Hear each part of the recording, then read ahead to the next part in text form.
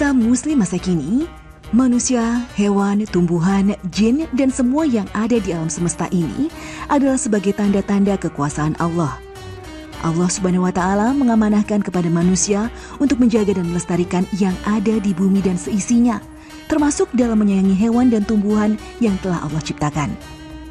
Allah Subhanahu wa Ta'ala berfirman, "Sesungguhnya dalam penciptaan langit dan bumi, silih bergantinya malam dan siang, bahtera yang berlayar di laut membawa apa yang berguna bagi manusia. Dan apa yang Allah turunkan dari langit berupa air, lalu dengan air itu dia hidupkan bumi sesudah mati keringnya. Dan dia sebarkan di bumi itu segala jenis hewan, dan pengisaran angin dan awan yang dikendalikan antara langit dan bumi. Sungguh terdapat tanda-tanda keesaan dan kebesaran Allah bagi kaum yang memikirkan." Quran Surat Al-Baqarah ayat 164. Maka dari itu, Islam mengatur cara memperlakukan binatang, baik itu hewan liar maupun hewan peliharaan. Beberapa anjuran itu sesuai hadis sahih. Seperti sangat dianjurkan umat muslim untuk selalu memberikan makanan dan minuman kepada binatang. Apalagi jika binatang itu dalam situasi atau kondisi yang sedang kelaparan atau kehausan. Berdosalah manusia yang membiarkan binatang tersebut sengsara. Rasulullah SAW bersabda, "Pada setiap sedekah terhadap makhluk yang memiliki hati, jantung yang basah atau hidup, akan dapatkan pahala kebaikan. Seorang muslim yang menanam tanaman atau tumbuh-tumbuhan yang kemudian dimakan oleh burung-burung, manusia atau binatang, maka baginya sebagai sedekah." Bukhari Muslim. Manusia sangat dianjurkan untuk berbuat baik kepada hewan peliharaannya. Misalnya binatang peliharaan yang dipelihara oleh umat muslim harus dikenyangkan dan dicukupkan air minumnya. Rasulullah SAW bersabda, "Barang siapa memelihara kuda atau binatang di jalan Allah dengan penuh keimanan pada Allah dan yakin akan janji kebaikannya, maka sesungguhnya makanan terhadap kudanya yang dikenyangkan, pemberian minuman kepada kudanya hingga puas, bahkan kotoran dan kencing kudanya kelak akan ditimbang sebagai kebaikan pada hari kiamat." Hadis riwayat Bukhari. Dan terakhir, seorang muslim dianjurkan menolong binatang, apalagi selama mereka sangat menderita, walaupun binatang tersebut termasuk hewan yang najis, seperti anjing misalnya. Seorang wanita pelacur melihat seekor anjing di atas sumur dan hampir mati karena kehausan. Lalu wanita itu melepas sepatunya, diikatnya dengan kerudungnya dan diambilnya air dari sumur, lalu diminumkan ke anjing itu. Dengan perbuatannya itu, dosanya diampuni. Hadis riwayat Bukhari.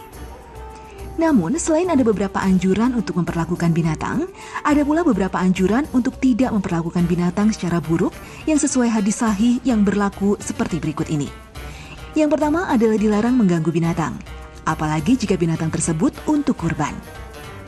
Hal itu diterangkan dalam kitab suci Al-Quran Surah Al-Maidah ayat 2. Allah Subhanahu wa Ta'ala berfirman, "Hai orang-orang yang beriman, janganlah kamu melanggar syiar Allah, dan jangan melanggar kehormatan bulan haram. Jangan mengganggu binatang-binatang dan juga binatang-binatang untuk kurban." Quran Surat Al-Maidah ayat 2. Kita juga dilarang memperlakukan binatang dengan buruk, menyiksa hewan dengan sengaja, apalagi membunuh hewan tanpa sebab. Allah melaknat orang yang menyiksa hewan dan memperlakukannya dengan sadis. Hadis riwayat Bukhari. Ya, membunuh binatang tanpa tujuan dilarang dalam Islam dan termasuk dosa besar karena binatang adalah makhluk yang bernyawa. Kecuali membunuhnya dengan tujuan tertentu, misalnya untuk dimakan karena dalam kondisi terdesak atau membahayakan. Hal itu dibenarkan dalam hukum Islam dan hendaknya binatang tersebut dibunuh dengan cara yang baik. Nah, ini nih, jadi oh ya, kita nggak boleh teriak-teriak kan, nggak boleh. Nah, nanti kaget mereka. Tapi bener sih gitu, pokoknya kalau kita tenang, mereka juga pasti akan samperin kita secara otomatis gitu, karena merasa memang tidak ada bahaya di depannya mereka. Terus ngomongin tentang bulu-bulu kucingnya, kalau bisa dilihat baju aku udah penuh dengan bulu-bulu, kan biasanya orang tuh selalu ada kekhawatiran, aduh bulu itu tuh bisa menyebabkan sakit segala macam. Padahal sebenarnya itu adalah mitos gitu, karena sebenarnya kucing ini adalah salah satu hewan yang justru lebih bersih dari manusia. Nah, jadi jangan pernah menyalahkan bulu kucing itu menyebabkan sesuatu, padahal enggak sama sekali. Ini ngomongin tentang mereka, Mbak Rama, ini mereka kumpul-kumpul kayak gini, ada yang lagi tidur dan segala macam. Ini mereka biasanya punya jam-jam tidur tertentu gitu nggak sih emang kayak? Kalau itu kita nggak bisa tentuin sih, karena sesuka hati mereka aja. Oh gitu. Bahkan memang ada sih customer yang nanya kayak, kapan ya kira-kira kucingnya aktif, kapan ya kira-kira mereka tidur. Kita nggak bisa memprediksi, cuman biasanya ketika pagi itu kan mereka, ketika kafe baru buka, nah biasanya itu lebih aktif gitu. Oke. Hai. Ini lucu banget, Mami. Wah, ini barusan lari gitu. Tapi ngomong-ngomong tentang kucing, kalau di sini kan kafe kucing. Nah, di Turki itu ada masjid yang isinya penuh dengan kucing. Tapi itu justru juga menarik orang-orang yang datang ke sana. Jadi mereka nggak cuma sekedar beribadah, tapi juga bisa main sama kucing. Wah, masih seru ya, kayak gini nih.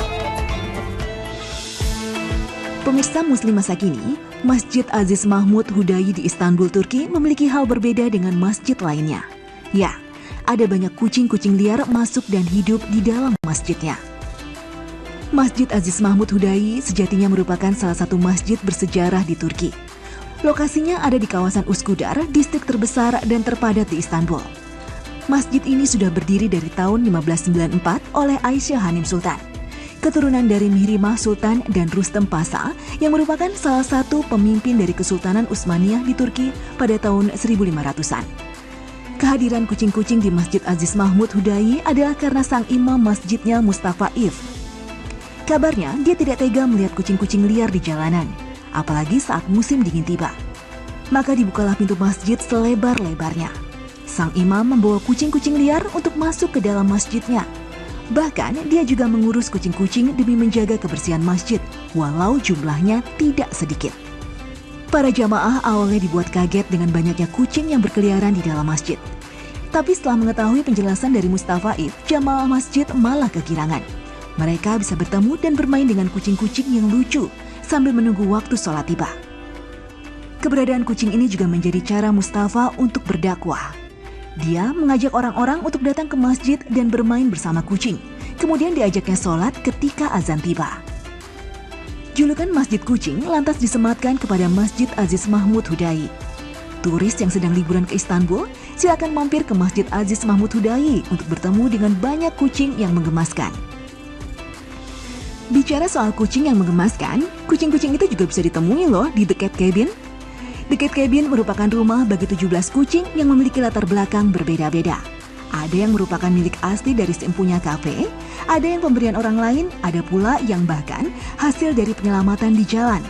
Demi membuat nyaman kucing, pengunjung hanya dibatasi 8 orang dalam satu waktu bersamaan.